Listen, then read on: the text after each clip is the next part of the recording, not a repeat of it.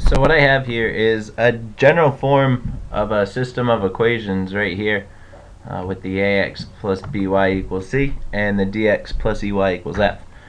And if you use a couple different methods, I chose to use Cramer's rule. You can come up with general forms for x and y in terms of all the coefficients a, b, c, d, e, and f.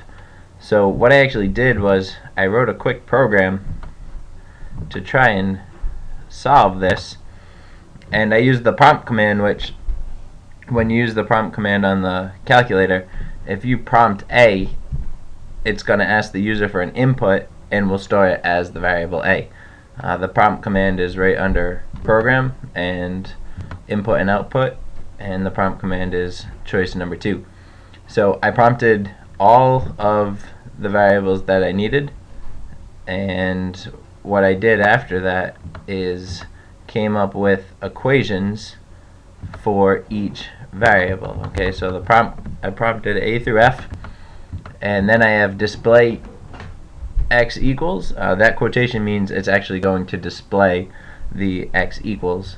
The second display without quotations, that's the formula for x that I created using Cramer's rule on the general form over here.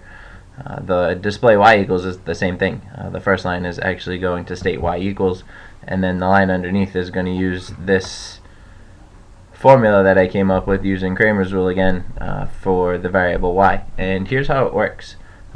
A through f, as you can see from the general form, are just these coefficients. So if I run this program, what's going to end up happening is it's only going to ask me for each variable. So in other words, here, what's a? In this case, a is the coefficient of x, which is 1. B is the coefficient of y in my first equation, which is 3. And then c is just my constant, -5. And again, this only works if it's in this form, but it's a nice way to solve systems using your calculator. D here is my coefficient of x, which is 4. E is my coefficient of y, which is -1. And f is my final constant, which in this case is 6. And once I push enter, what should happen is I should have a value of x and a value of y to solve this system. And there it is, x equals 1 and y equals -2.